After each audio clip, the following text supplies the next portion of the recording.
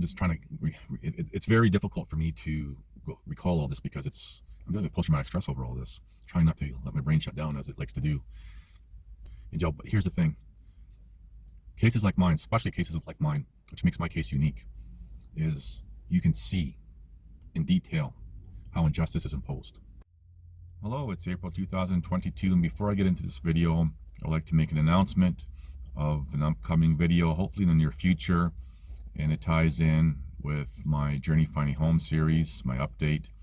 And for many of you, it's going to be a little bit of a surprise. There are a few people who already know what's going on behind the scenes here, and so it'll be no surprise for them. However, maybe I'll throw a little hint here. There's going to be a whole bunch of photos. So I'm kind of excited about this. So if you're interested, stay tuned for that. Now, this perfectly segues into what this video is about, which is really precursor to an upcoming video, another one, which is going to focus on the injustice in the city of Calgary and everything that I've experienced. Now, it's going to take a lot of time to go through all the materials and organize them in a nice way and make the video. So it's going to take some time for that. Now, the materials that are in that have already been made known public. So for many of you, and I know I have a lot of new subscribers, there's going to be a lot of new details that if you haven't been following me all these years, will be new to you. And for some, it's going to be simply a refresher, and perhaps for a lot of people, it's going to tie everything in together even more in how injustice actually works. So aside from basically, I guess now these two announcements with future videos, I'm going to use some examples in this video and just kind of give some highlights of this other video that I'm talking about with the injustice. And just to give you an idea of what I'm talking about, it is so complex beyond imagination, and compound that with years and years that it went on. So there's a lot to digest, there's a lot to go through, and I get it. And for some, perhaps many, it's going to be very overwhelming. The thing is, though, if you want to learn something, say for example a story, or how injustice works, or how even to combat injustice, you have to take the time to learn. Okay, now I'm going to start off with talking about how it all began. Now, I've said for many years, especially the past few years, that it doesn't matter how or the reason why something started. When police are involved and there's charges and stuff, which are usually peripheral laws, you have to deal with that. So it doesn't matter how something starts, or if you agree or disagree with something, you have to deal with what's before the courts. But I'm going to start off this video by highlighting a letter that female who falsely accused myself and a male co-worker at the time of some sort of sexual assault or rape or something. I have no idea. To this day, I don't know how she wrote in this letter. Now, this letter was written within days of my finding this out, and she's the one that actually told me, which is bizarre in itself. The whole thing is bizarre. So compound the complexity and the length of time, everything, there's a lot of bizarre stuff that just doesn't even make sense, but whatever, it is what it is. And so she wrote in this letter about all this behind the scenes stuff that I've talked about extensively, the sexual abuse or trafficking of vulnerable women within the organization. And then I have also an audio recording that I did in December 2012 of her saying that. So this letter's before that and just days after my learning about this.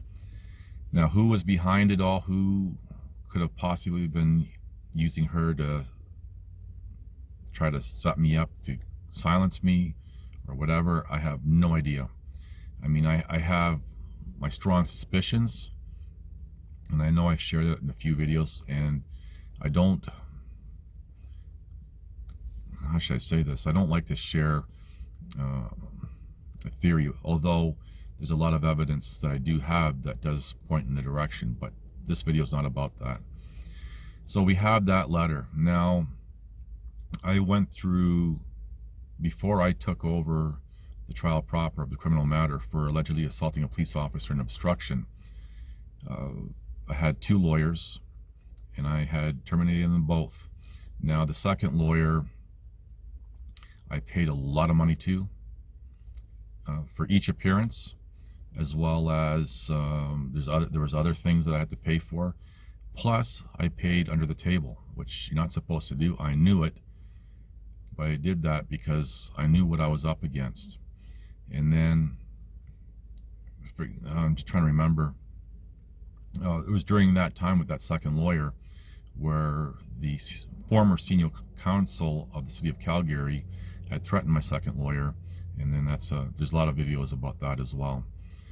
So I paid this lawyer a lot of money to, hopefully, I was hoping he wouldn't throw me under the bus, but he did. Then I took over the trial proper, and then I had 2 lawyers after to deal with the 2 levels of appeal in the province of Alberta. Although I filed my own appeal materials, I had 2 different lawyers dealing with it, which, if it wasn't for the post-traumatic stress and everything that I was dealing with, I would probably have done it myself, but whatever. Anyway, so during the trial proper, when I had taken over, I had introduced all my evidence with regards to the female, because the first former officer that testified went on this huge rant and brought her in and complicated the whole case. It had nothing, one had nothing to do with the other. He was allegedly assaulting a police officer in obstruction, but he was trying to paint me as a very evil person. And what he didn't realize is that I not only did retrieve all my possessions back that they stole from me, confiscated, I had documented everything already online, so I already had backups of backups of backups. And that kind of, when I took over, through a monkey wrench and all that, I learned that both my first 2 lawyers were suppressing all that because they were going to base the conviction on why I allegedly assaulted a police officer and obstructed them because of some alleged wicked intentions of mine or whatever. And so I introduced all that. The judge had accepted all the materials, and that was during I believe it was the second voir dire, and he was going to apply that to the trial proper, the main trial of these 2 charges. I remember during my closing summations, I was mentioning all this, and remember the judge looked at me and said, where's the evidence of all this? And I said, it's before the courts, I'll file with the courts. And I had to go through the whole thing with, we filed it, you reply it and everything else.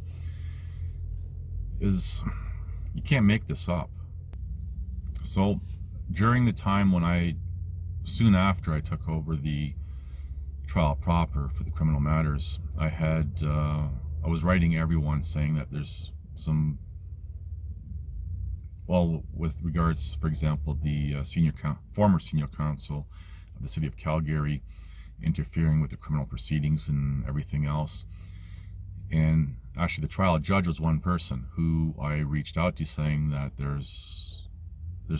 this is what's going on, and I had some concerns and everything else. And actually on one of my motions, I did ask the judge to recuse himself, which he refused. The whole thing kind of got all messed up, but yeah, he made it very clear he wasn't taking himself off being the trial judge. I'm saying there's a mistrial here, so from there, I recall the internal affairs, called in Canada, it's called professional standards. They were delaying releasing any information that they found with regards to my complaints against the two former officers. First, they try to say, well, their investigation is on hold until my criminal proceedings are over, and I kept pushing them. I was showing, citing some case law and everything else. Ended up dealing with their lawyers, and I guess a detective had come back and said that, oh no, it's not suspended. So which is it? Is it suspended? Isn't it suspended? Where's, when are you guys concluding it? They were stalling. Now, what no one anticipating, especially myself, was it taking years for this to all get through. And I had mentioned to the trial judge, I said, well, I need this. I believe I asked him to order the materials from internal affairs, professional standards, and he wasn't prepared to do that. And in fact, he said, that the police are going to do whatever it is to protect themselves, type of thing. So anyway, so we have all that going on. It was just mind-numbing to say the least. And then I recall when my first lawyer was questioning the first former police officer, one of the things that did come, there's actually a lot of things that came out, but there was a big chunk of it that was simply taken out of the trial transcripts, and there's evidence of that, which I show. And at the end of this video, in my ending scene, you'll see what I'm talking about. So the officers had claimed in their reports that they arrived to the scene at 11:39. The first former officer testified that he was holding my cell phone that I had at the time in his hand when it rang. It allegedly rang at 11:10, but that would have been the last text message that I received on that phone that evening. Now, he'd already testified that I was in the back of the police cube van, already beat up, bleeding, when that happened. And I had brought this up, and the first lawyer tried to press that, but he got shut down by the judge. So just trying to, it's very difficult for me to recall all this, because I'm dealing with post-traumatic stress over all this, trying not to let my brain shut down as it likes to do. During my closing summations for that, I had brought up one of the, and I only used, and the judge acknowledged that I only used the two former officers' testimonies to make my case. There's no narrative by me. And one of the things that I used was just this fact, and as well as the first former police officer testified that he has memory issues. He said, well, I can't remember, basically, just to sum it all up, he can't remember anything from 2 minutes. So I brought that up, and then I brought up the fact, according to their testimony, I was already in the back of the police cube van, beat up, bleeding. He was holding my cell phone, and he said it rang. Now that would be that last text message, and they were using that to access my cell phone. Well, and then that leads into a whole tangent of them taking a whole bunch of things out of context based on what I recall deliberately, but whatever. And yeah, it was, and the judge said that it was my theory when he convicted me. If I was out by a few minutes, my whole theory would fail. No, I used the testimonies of the officers. There's no theory. That's considered evidence. Testimony is evidence. But there was no way that they were going to let me be successful, because they needed me guilty, because I was suing the city of Calgary and other parties. And this is the extent they go to. And I don't think anyone, including myself, ever expected it to last years. And they never expected me to not only fight as hard as I did, but to have the working knowledge of law that I do and not be intimidated. So I guess that kind of sums up some more details. And what really, really got me over the years was watching actual guilty people get away with their crimes. Their cases were thrown out. And not only that, but the city of Calgary and all over the place I was reading about these kind of stories compensated them hundreds and hundreds and hundreds of thousands of dollars because their case was thrown out and whatever. The injustice, and I do recall there was one time there was what you would call a walk-in. So my trial was scheduled, but there was another case that just needed to be heard quickly.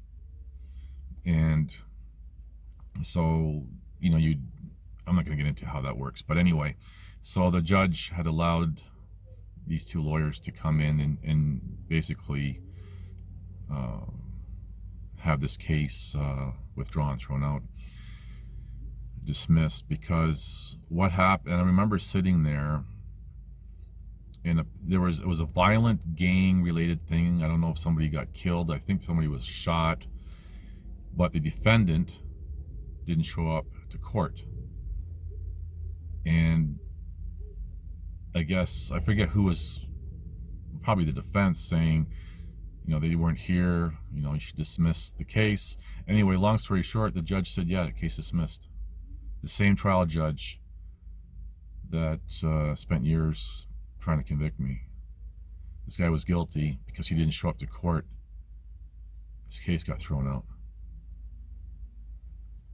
And then I remember the judge kind of looked at me at the corner of his eye, gave a little smirk, and here we are. But yeah, there's a lot of cases like that all the time, and then innocent people getting convicted all the time. This is the world we live in. So anyway, just to recap my upcoming videos, there's actually going to be, well, there's the update on my Journey Finding Home video, which again I'm excited for, and hopefully you'll enjoy it if you're interested. And I'm going to be doing a video about what I've talked about here, but a lot of details, showing a lot of information and tying it all together real smooth, real nice. And hopefully that would answer anyone's questions. But I want everyone to keep something in mind when it comes to injustice. And even there's people who are facing injustice now. I know, and I'm not picking on anyone, like people who call themselves truthers or freedom fighters. And I've dedicated a whole video saying, you know, I'm not against these people. I'm not really promoting them either. I'm just taking a neutral stance. That's the only way you can be objective. But there is, what's his last name was King. Apparently he's been in jail since February. And prior to that, he had a whole bunch of court orders, breached them all, and finally they're not giving him bail. You know, there's a lot of people in that community who are outraged. Why? And, you know, everything else. And even talked about the, using one pastor as an example in Alberta who's in jail. There's a whole video on him alone. And I understand why these people did what they did, but it was more ego. And they weren't very smart about it. And they're doing it, both of them are not doing anyone any good in jail. But here's the thing. Cases like mine, especially cases like mine, which makes my case unique, is you can see in detail how injustice is imposed. And this is what should give everyone insight on what they're dealing with. Perhaps if they so choose to challenge injustice, well, here you go. I'm telling you how it works. Anyway, thank you for watching. Please like, subscribe, comment, and share.